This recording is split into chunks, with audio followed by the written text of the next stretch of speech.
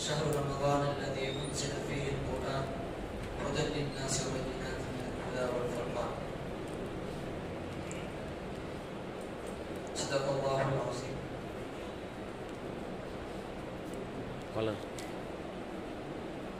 محترم بزرگ اور دوستوں، اللہ رب العزت کا ہم تمام پر بہت بڑا احسان ہوا، اس کا فضل ہوا کہ اللہ تعالیٰ نے ہم تمام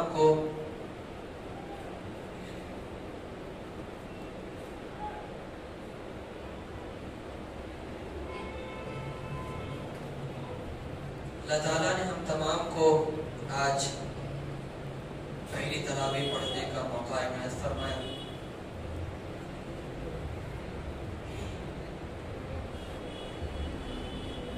جیسا کہ آپ لوگوں کو معلوم ہے کہ تراویح کی نماز سنت مؤکدہ ہے۔ آپ صلی اللہ علیہ وسلم نے حضرات صحابہ کرام رضی اللہ عنہم اجمعین کو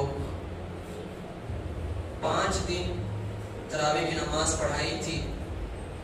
پھر اس کے بعد اس اندیشے سے کہ تراویح کی نماز امت کے لوگوں پر فرض نہ ہو جائے، آپ صلی اللہ علیہ وسلم نے جماعت سے الگ تنہا نماز ادا کرتے تھے۔ حضرات صحابہ کرام رضی اللہ عنہم اجمعین بھی اپنے اپنے گھروں میں جا کر تراویح کی نماز کو پڑھتے تھے۔ یہ سلسلہ چلتا تھا اور چلتا رہا۔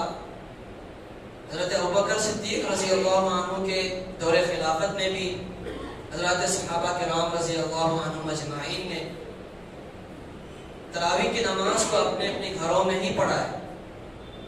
حضرت عمر رضی اللہ عنہ کی دور خلافت میں حضرت عمر رضی اللہ عنہ نے تمام مسلمانوں کو ایک جگہ جمع کر کے تراویح کی نماز کو جماعت کے ساتھ پڑھنے کا اہتمام فرمایا، اور اس دور سے لے کر آج تک الحمدللہ ہر جگہ پوری امت کا اس پر اجماع ہے کہ تراویح کی نماز جماعت کے ساتھ پڑھی جانی چاہیے، اور اس پر عمل بھی چلتا رہا ہے۔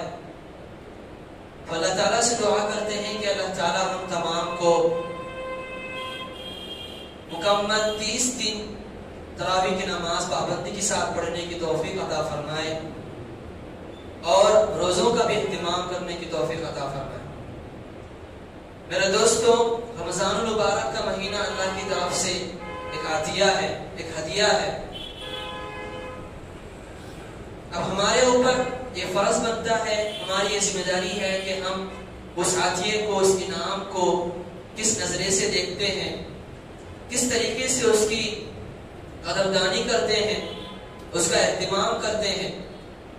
حضرات صحابہ کرام رضی اللہ عنہم کے دور میں، اس کے بعد کے ادوار میں بھی، حضرات تابعین، تبع تابعین کے دور میں بھی تراویح کی نماز لوگ پڑھتے تھے تو ہر 4 رکعت کے بعد ترویحہ ہوتا تھا۔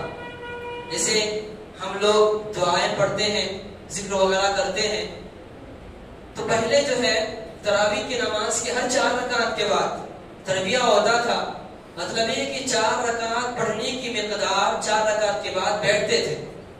مکے والے لوگ اس وقت میں کعبے کا طواف کیا کرتے تھے، مدینے والے لوگ اس وقت میں نفل وغیرہ پڑھا کرتے تھے، اور بعد میں ہمارے عجمی علاقوں میں لوگ ذکر و اذکار کرتے ہیں، اور خاص طور پر ایک دعا کا اہتمام کرتے ہیں۔ وہ دعا کوئی ضروری نہیں ہے، آدمی ہر 4 رکعت کے بعد جو چاہے ذکر کر سکتا ہے۔ میرے محترم بزرگ اور دوستوں، یہ تو بنیادی باتیں ہوئی۔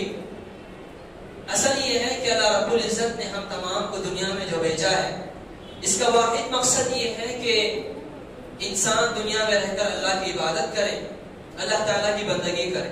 جیسا کہ قرآن مجید میں اللہ تعالیٰ نے ارشاد فرمایا، وَمَا خَلَقْتُ الْجِنَّ وَالْإِنسَ إِلَّا لِيَعْبُدُونَ، میں نے انسان اور جنات کو صرف اپنی عبادت کے لیے اور اپنی بندگی کے لیے پیدا کیا ہے۔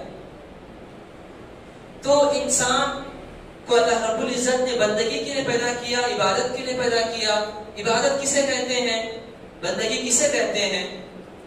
تو عبادت کہتے ہیں کہ اپنے آپ کو جھکا کر مکمل وارفتگی کے ساتھ کسی کی اطاعت کرنا، کسی کی بات کو ماننا، اپنے خواہشات کو ایک طرف رکھ کر، اپنی عقل کو ایک طرف رکھ کر کسی کی عبادت کرنا اور کسی کی اطاعت کرنے کو عبادت کہتے ہیں۔ اب یہ کیسے معلوم ہوگا کہ عبادت کیا ہے؟ اللہ کی وہ کون سی چیز ہے کہ جس کو کرنے سے اللہ خوش ہوتے ہیں، اللہ کو پسند ہے؟ وہ کون سے اعمال ہیں، وہ کون سے کام ہیں جن کاموں کے کرنے سے اللہ تعالیٰ ناراض ہو جاتے ہیں، اللہ تعالیٰ ان کاموں کو ناپسند فرماتے ہیں؟ انسان ان سب چیزوں کا تصور نہیں کر سکتا، ان چیزوں کو سوچ نہیں سکتا۔ انسان تو اپنے انسانوں کے بارے میں نہیں سمجھ سکتا ہے کہ میرے سامنے والا انسان، اس کو کیا چیز پسند ہے، کیا چیز پسند نہیں ہے، اس کو معلوم نہیں ہوتا ہے۔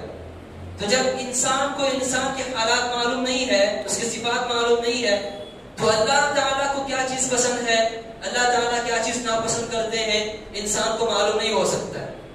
تو اس لیے اللہ تعالیٰ نے انسانوں کو بتانے کے لیے کہ میں کیا پسند کرتا ہوں، کیا نہیں پسند کرتا ہوں، کون سی چیز میری عبادت میں شمار ہے اور کون سی چیز میری نافرمانی میں اس کا شمار ہوتا ہے، اس کو بتانے کے لیے اللہ رب العزت نے انسانوں کے لیے 3 چیزوں کو عطا فرمایا ہے۔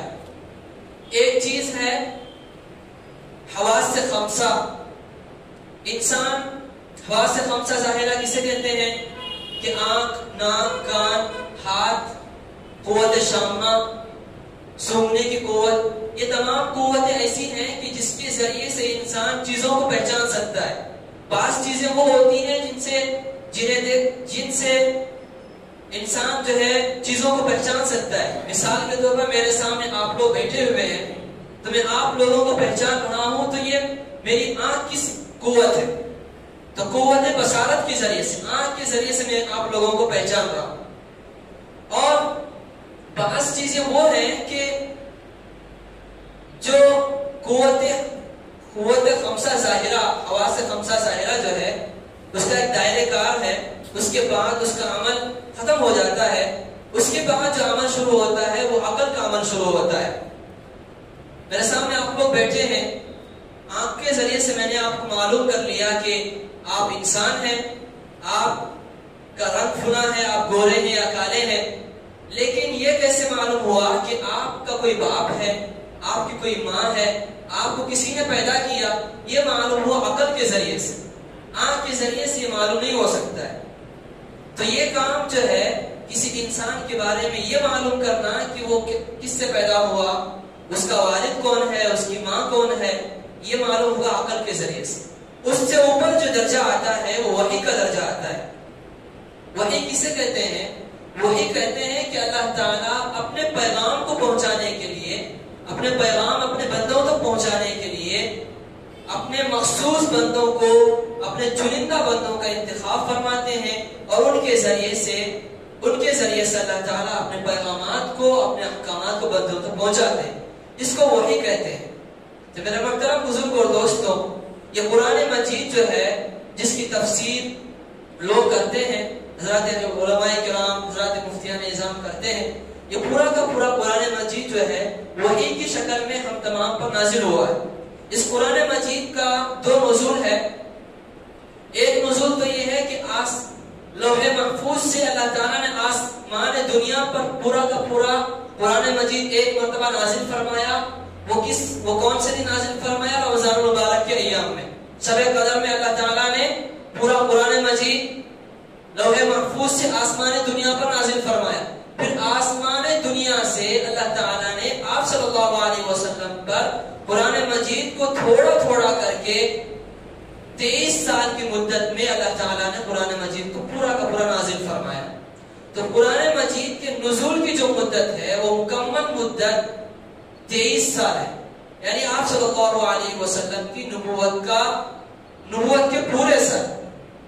تو آپ صلی اللہ علیہ وسلم کے اوپر اللہ تعالیٰ نے قرآن مجید کو جو نازل فرمایا وہ وحی کے طور پر نازل فرمایا۔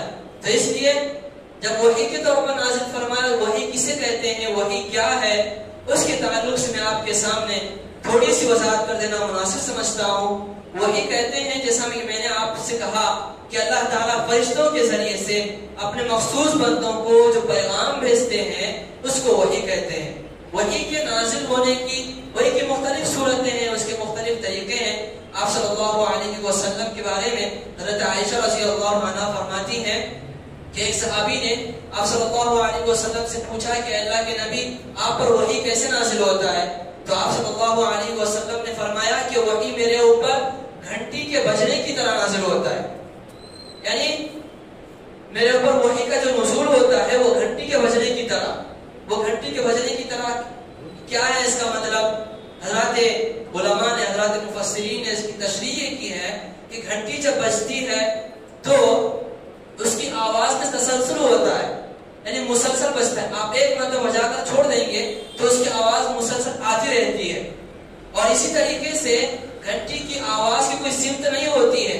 آپ گھنٹی کی آواز کو سنیں گے تو یہ معلوم نہیں ہوگا کہ آواز کس طرف سے آ رہی ہے. تو اسی طریقے سے اللہ کا جو کلام ہوتا ہے وہ کلام جہتوں سے اور سمتوں سے بالکل پاک ہوتا ہے اور صاف ہوتا ہے. اللہ تعالیٰ صفات جہاد سے بالکل پاک ہے. جیسا کہ آپ لوگوں کو معلوم ہے، آپ یہ نہیں کہہ سکتے ہیں کہ اللہ جو ہے مغرب کی طرف ہے، اللہ مشرق کی طرف ہے، اللہ جنوب اور شمال کی طرف ہے، یہ نہیں کہہ سکتے. اسی طریقے سے اللہ کا جو کلام ہوتا ہے وہ بھی صفات، وہ بھی جہاد سے خالی ہوتا ہے. تو اس لیے جو وحی کا نزول ہوتا تھا وہ نزول آپ صلی اللہ علیہ وسلم پر گھنٹی کی آواز کی طرح ہوتا تھا. گھنٹی کی آواز میں تسلسل ہوتا ہے اور اس میں جہاد کی تعین نہیں ہوتی ہے. تو اس لیے اللہ کے نبی صلی اللہ علیہ وسلم نے وحی کو جو بتایا ہے وہ گھنٹی کی طرف مشابہت دے کر آپ صلی اللہ علیہ وسلم نے بتایا. آپ صلی اللہ علیہ وسلم پر وحی کے نزول کا جو دوسرا طریقہ تھا وہ یہ تھا کہ حضرت جبریل علیہ السلام آپ کے پاس تشریف لاتے تھے انسان کی شکل میں. وہ انسان عام طور پر آپ صلی اللہ علیہ وسلم کے پاس ایک صحابی حضرت دحیہ کلبی رضی اللہ عنہ، اس صحابی کی شکل میں آپ صلی اللہ علیہ وسلم کے پاس حضرت جبریل علیہ السلام آتے تھے اور آ کر اللہ تعالیٰ کی جو بھی آیتیں تھی قرآن مجید کی آیتیں وہ سنا کر جاتے تھے. حضرت دحیہ کلبی رضی اللہ عنہ کی شکل میں حضرت جبریل علیہ السلام اس لیے آتے تھے کہ حضرت دحیہ کلبی بہت ہی خوبصورت صحابی تھے. حضرت دحیہ کلبی کے بارے میں آتا ہے کہ جب مدینے کی گلیوں سے گزرتے تھے تو اپنے چہرے پر پردہ ڈال لیا کرتے تھے تاکہ عورتیں جو ہے فتنے میں نہ پڑ جائے. کہیں جاتے تھے تو اپنے چہرے پر پردہ ڈال لیا کرتے تھے. تو آپ صلی اللہ علیہ وسلم پر جو وحی کا نزول ہوتا تھا وہ عام طور پر دو طریقوں سے ہوتا تھا. ایک تو یہ ہے کہ آپ صلی اللہ علیہ وسلم پر گھنٹی کے بجنے کی آواز کی طرح احساس ہوتا تھا، محسوس ہوتا تھا.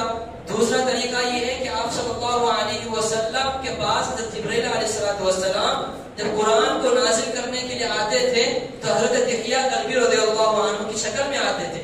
اس کے علاوہ بہت ساری صورتیں اور شکلیں اور طریقے تھی کہ جن کی بنا پر جس پر جو ہے قرآن مجید نازل ہوتا تھا، آپ صلی اللہ علیہ وسلم پر وحی کا نزول ہوتا تھا. آپ صلی اللہ علیہ وسلم پر جو قرآن مجید نازل ہوا ہے وہ پورا کا پورا قرآن مجید، جیسا کہ میں نے آپ سے کہا کہ 23 برس کی مدت میں نازل ہوا. پورا کا پورا قرآن مجید میں سب سے پہلی جو آیت ہے جو آپ پر نازل ہوئی وہ سورہ اقرأ بسم ربک الذی خلق، 5 آیتیں نازل ہوئی تھی. سب سے آخری جو آیت نازل ہوئی تھی وہ وَاتَّقُوا يَوْمًا تُرْجَعُونَ فِيهِ إِلَى اللَّهِ، سورہ بقرہ کی آیت تھی، وہ نازل ہوئی تھی. تو قرآن مجید کے بعض صورتیں جو ہے، بعض آیتیں، بعض صورتیں مکے میں نازل ہوئی اور بعض صورتیں مدینے میں بھی نازل ہوئی. مکے میں جو صورتیں نازل ہوئی ہیں ان کو مکی کہا جاتا ہے. مدینے میں جو صورتیں نازل ہوئی ہیں وہ مدینے میں کہا جاتا ہے. بعض اوقات ایسا بھی ہوا کہ کچھ ایک ہی صورت کے بعض آیتیں مکے میں بھی نازل ہوئی اور بعض آیتیں مدینے میں نازل ہوئی. تو اس طریقے سے زیادہ آیتیں کہاں نازل ہوئی تھی اس طریقے سے اس صورت کا نام دیا گیا تھا. اگر زیادہ آیتیں مکی میں نازل ہوئی تو اس صورت کا نام مکی رکھا گیا، اور جس صورت کی زیادہ آیتیں مدینے میں نازل ہوئی تو اس صورت کا نام مدینے رکھا گیا.